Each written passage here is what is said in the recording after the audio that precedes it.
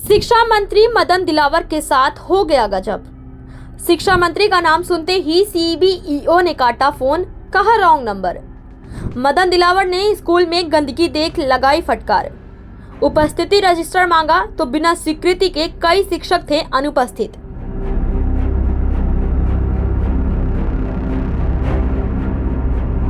प्रदेश के शिक्षा मंत्री मदन दिलावर अपने सख्त रवैये को लेकर चर्चा में रहते हैं। स्कूलों में जब भी कोई शिक्षक या शिक्षा अधिकारी किसी भी तरह की लापरवाही करते हैं तो मंत्री जी उनके खिलाफ तुरंत एक्शन लेते हैं। हाल ही में चित्तौड़गढ़ के अध्यापक अध्यापिका की गंदी हरकत सामने आई तो सरकार ने दोनों को पहले निलंबित किया और फिर सरकारी नौकरी से ही बर्खास्त कर दिया। हर वक्त एक्टिव रहने वाले शिक्षा मंत्री जी के साथ कल एक अजीबोगरीब वाक्य हो गया। शुक्रवार 24 जनवरी को वे जयपुर जिले के बस्सी इलाके में एक स्कूल का निरीक्षण करने पहुंचे।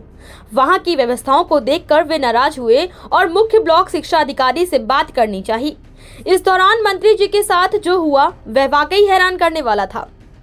अव्यवस्थाएं देखकर नाराज हुए शिक्षा मंत्री मदन दिलावर।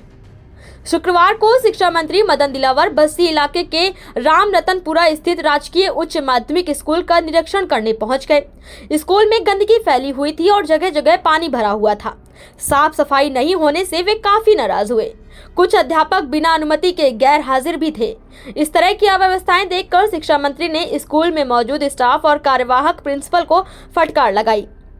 स्कूलों की व्यवस्थाओं पर ध्यान नहीं देने पर उन्होंने मुख्य ब्लॉक शिक्षा अधिकारी से बात करनी चाहिए। जब कार्यवाहक प्रिंसिपल सरोज यादव ने मुख्य ब्लॉक शिक्षा अधिकारी को कॉल लगाया तो बाद में जो घटनाक्रम हुआ उससे मंत्री जी खुद चौंक गए। उन्होंने उच्च अधिकारियों को सीबीईओ के खिलाफ कार्रवाई के निर्देश दे डाले। मंत्री का नाम सुनते ही सीबीईओ ने कहा रॉन्ग नंबर। शिक्षा मंत्री ने कार्यवाहक प्रिंसिपल सरोज यादव से कहा कि वे सीबीईओ से बात कराएं। इस पर सरोज यादव ने लल्लू राम मीणा को फोन लगाया। लल्लू राम मीणा ने कॉल रिसीव किया तो सरोज ने स्कूल की व्यवस्थाओं को लेकर कुछ बातें की। इस पर लल्लू राम मीणा अपनी बात कहने लगे। फिर सरोज यादव ने कहा कि शिक्षा मंत्री मदन दिलावर जी स्कूल में आए हुए हैं, वे आपसे बात करना चाहते हैं।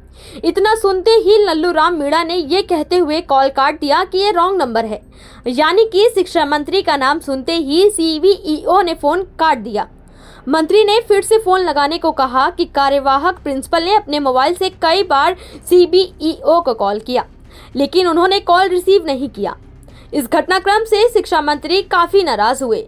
उन्होंने सीबीईओ के इस रवैये को लेकर उच्च अधिकारियों को कार्रवाई के निर्देश दे दिए। शिक्षा मंत्री जब स्कूल में पहुंचे तो एक कंपनी के प्रतिनिधि स्कूली बच्चों को टूथपेस्ट बांट रहे थे। शिक्षा मंत्री ने पूछा कि आप किसकी अनुमति से स्कूली बच्चों को टूथपेस्ट बांट रहे हैं। इस पर कंपनी के प्रतिनिधि सकपका गए। मंत्री ने कहा कि इस तरह से स्कूलों में मुफ्त में टूथपेस्ट बांटकर कंपनी का प्रचार करना ठीक नहीं है।